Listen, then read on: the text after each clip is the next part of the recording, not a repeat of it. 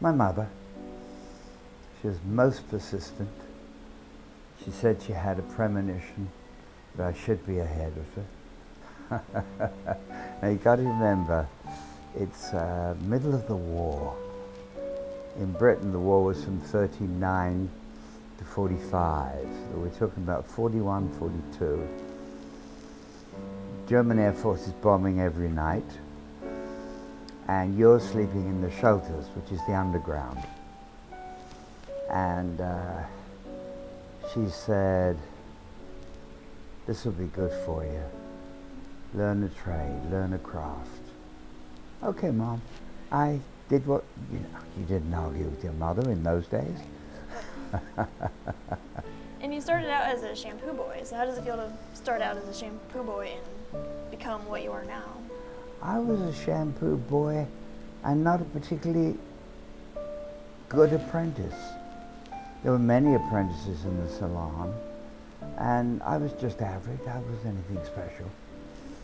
I didn't, when I first went in there, it wasn't because of the love of hairdressing. I knew nothing about hairdressing, and it wasn't my first choice.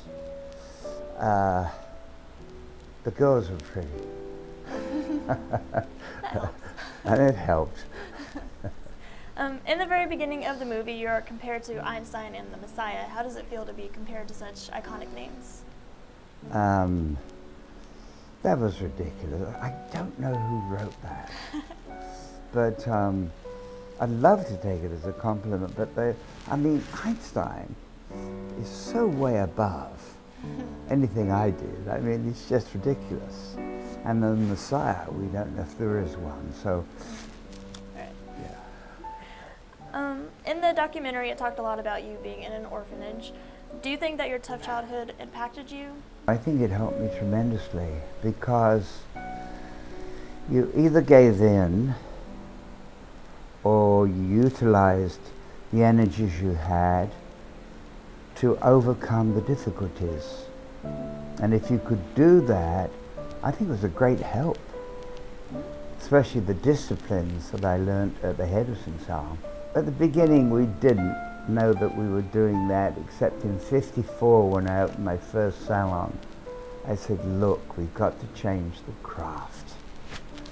Go to Chicago, Michigan Avenue, and see the buildings. Absolutely splendid. Hairdressing is way behind. Pretty, nice, but we've got to change it. And it took 9 years of training people, having a wonderful team around me, and within 9 years we'd gone from hairdressing to hair cutting, color, and cut and perm with no setting. Right. I mean, it was total change, and it was very exciting, but it was gradual. I didn't get up and say, well, today I'm going to do this. It had to come, possibly it was cerebral. I think a lot of it was from the gut, the feeling of trying to do something that was special and different.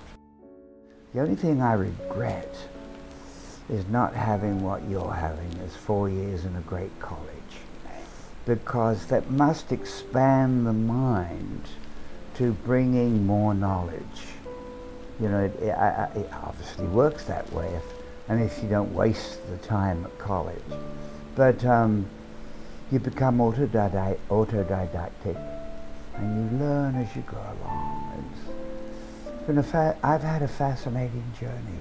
I'm Vidal Sassoon, and if you don't look good, we don't look good.